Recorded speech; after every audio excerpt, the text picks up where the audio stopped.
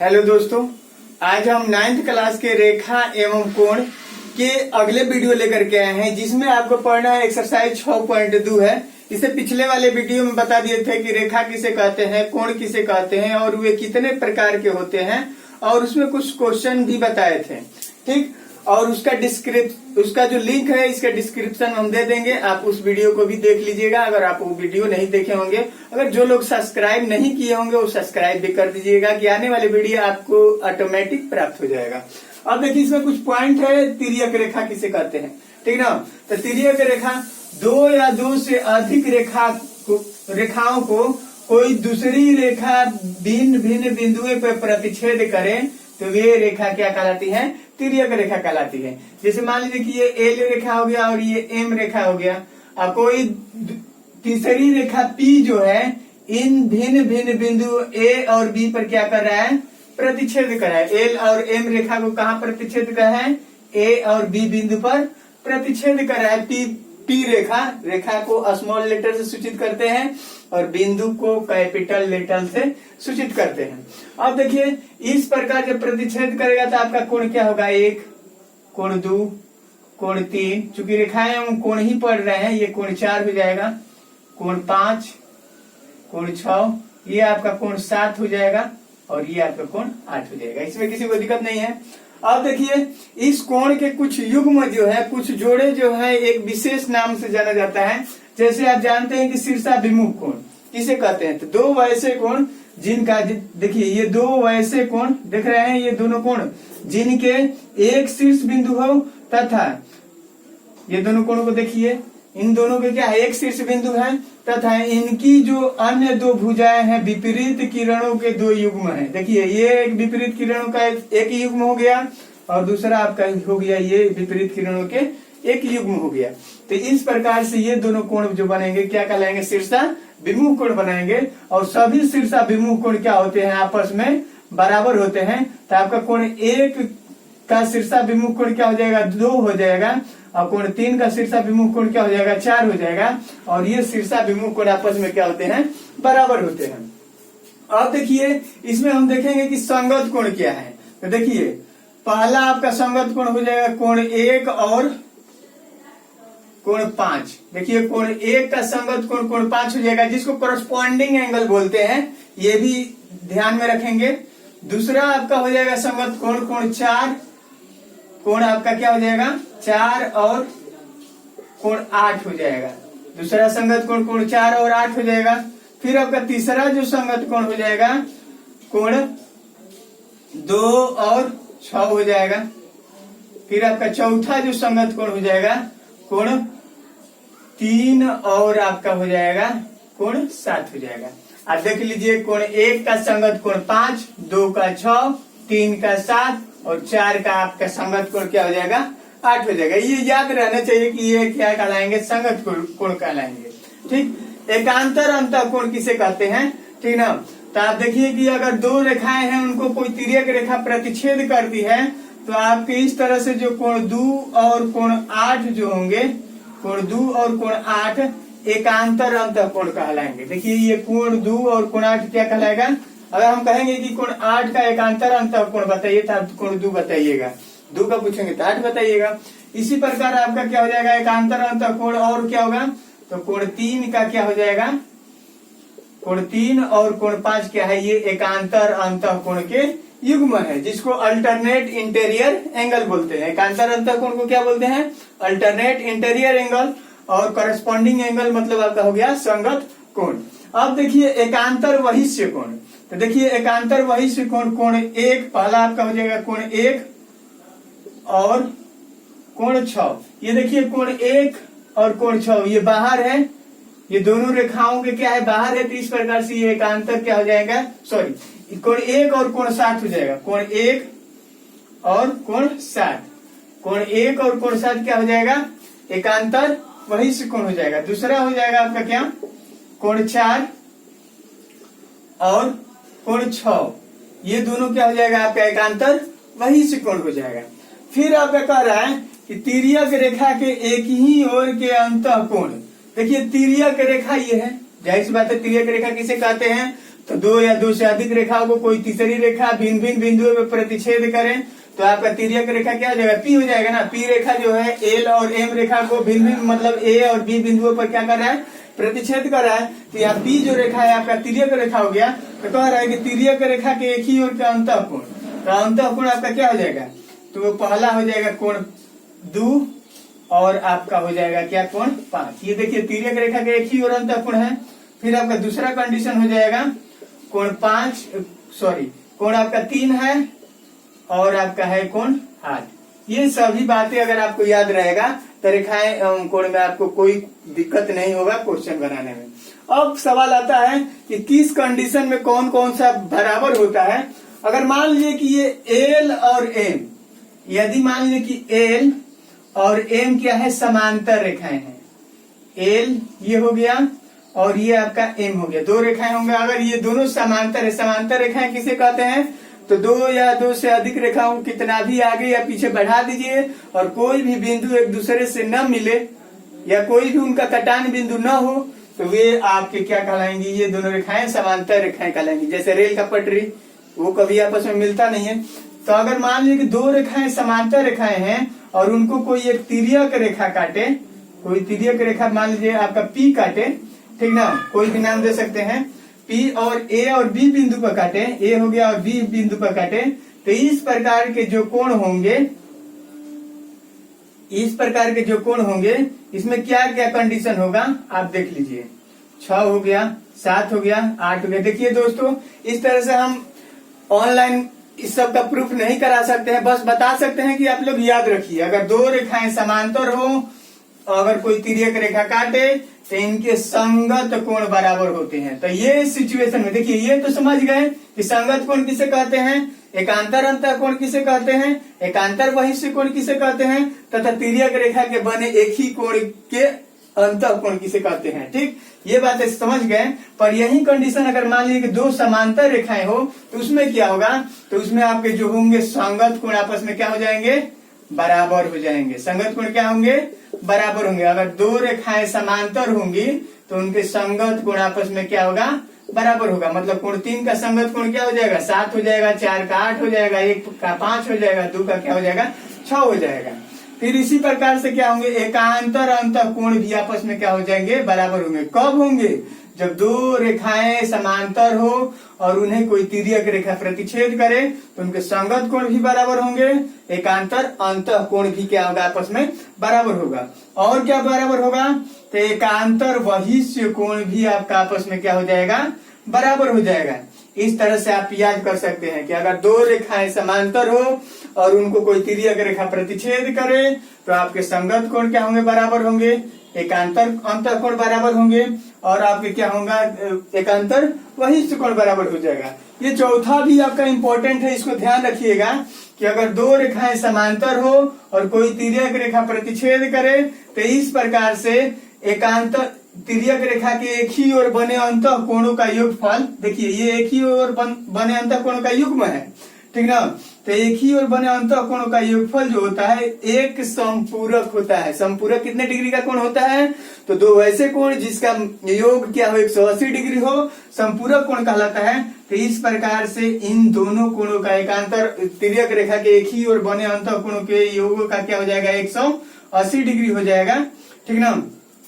तो हम लिख सकते हैं 180 डिग्री। इस प्रकार आप यहाँ भी लिख लेंगे क्या, 180 डिग्री, मतलब कोण 3 प्लस कोण 8 बराबर आपका हो जाएगा 180 डिग्री हो जाएगा। अब देखिए क्या है, तिर्यक रेखा के एक ही और 3 और 8 बना है। अगर दो समांतर रेखाएं हो तब ये एक्स्ट्रा कंडीशन होगा, ठीक ना। इसके बाद हम आते हैं क्वेश्चन पे आते हैं।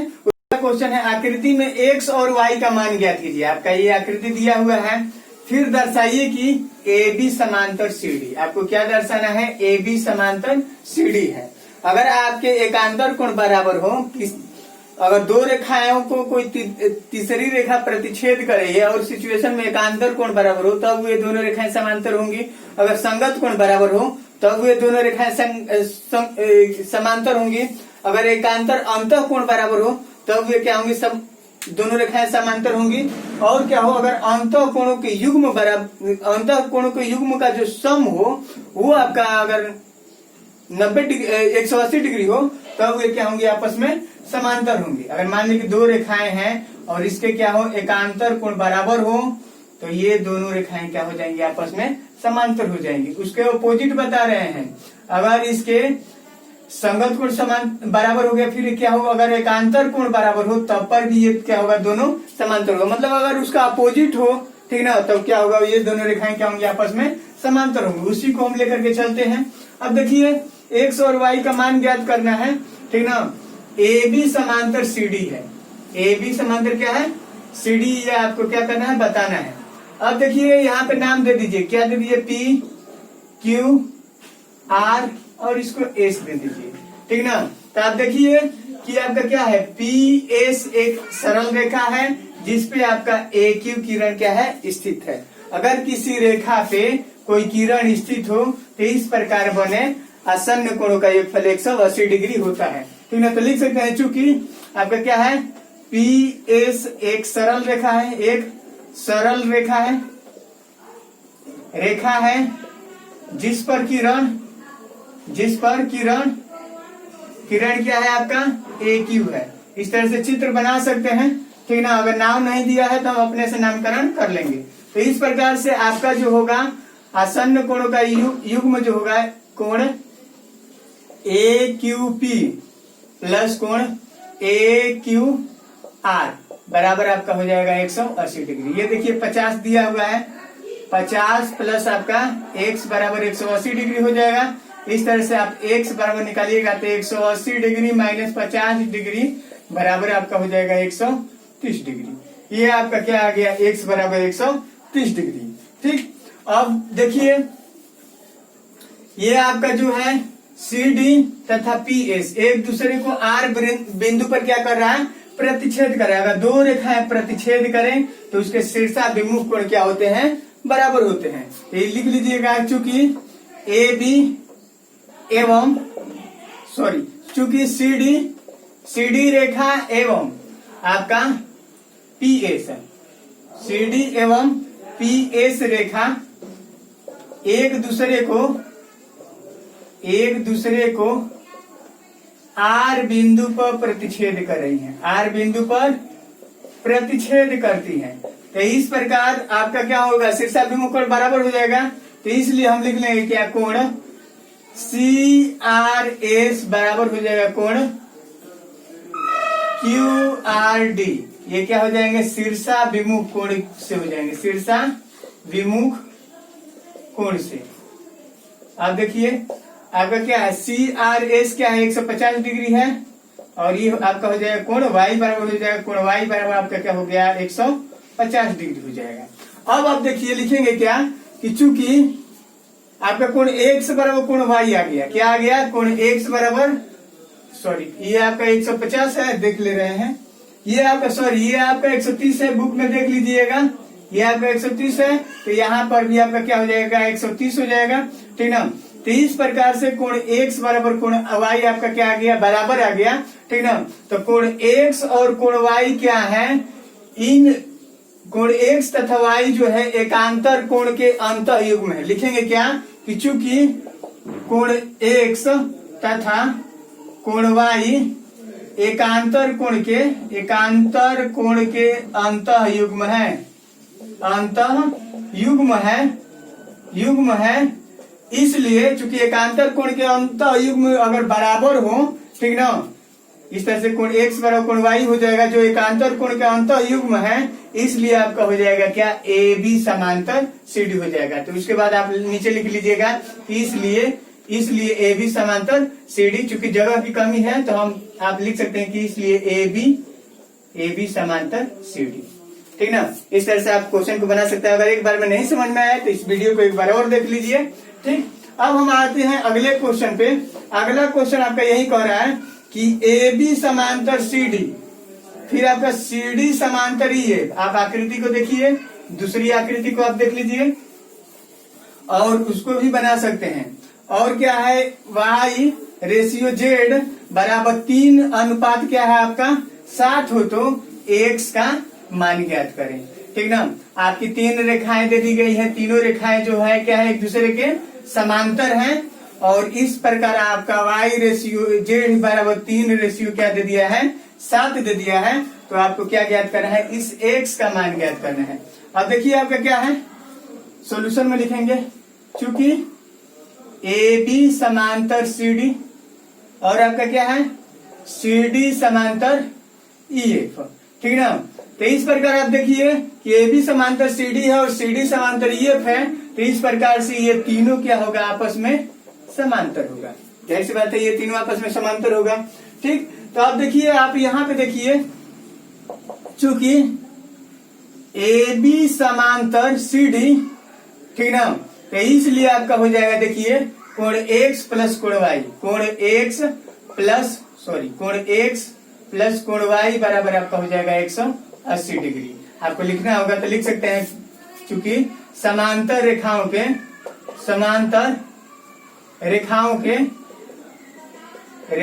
के एक ही ओर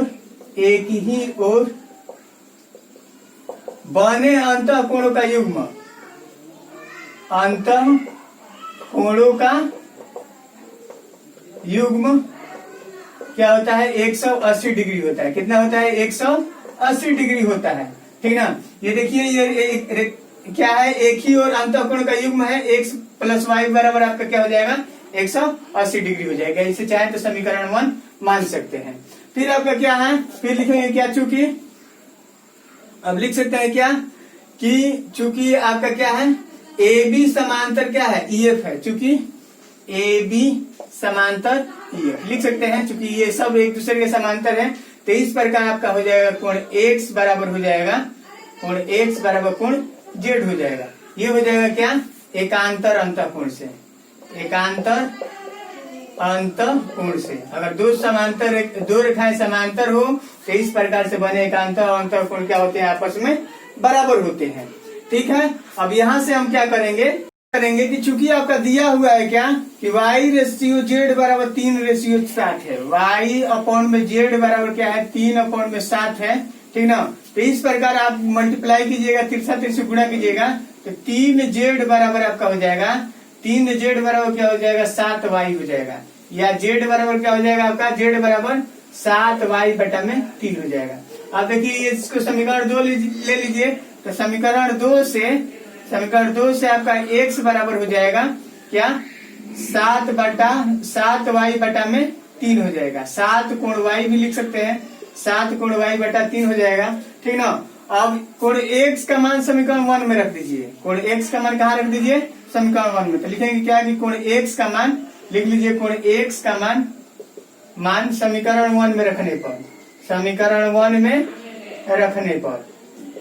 में रख दीजिए। समीकरण 1 आपका यही है, तो 1 के जगह हम क्या लिख लेंगे, 7 कोण वाई बटा में 3 हो जाएगा, प्लस आपका कोण वाई है बराबर 180 हो जाएगा, ठीक।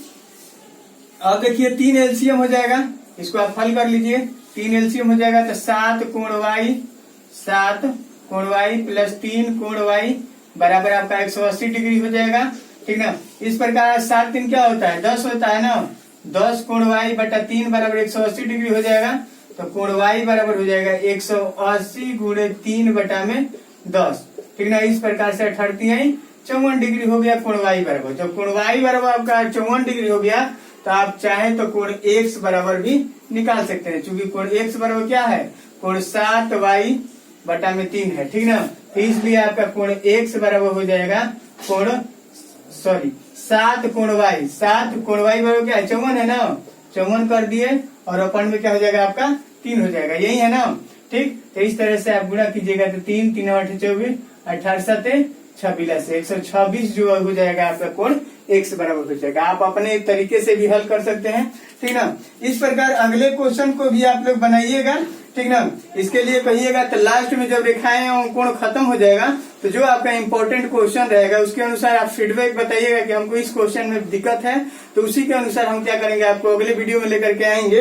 तब तक से आप एग्जाम्पल बनाइए, इसमें एग्जाम्पल दिया हुआ है, ठीक ना, तो उसको भी बनाइए और आगे बनाइएगा तो जरूर बनेगा। नहीं बन रहा है तो आप कमेंट कीजिए, ठीक है। धन्यवाद, अगले वीडियो में मिलते हैं।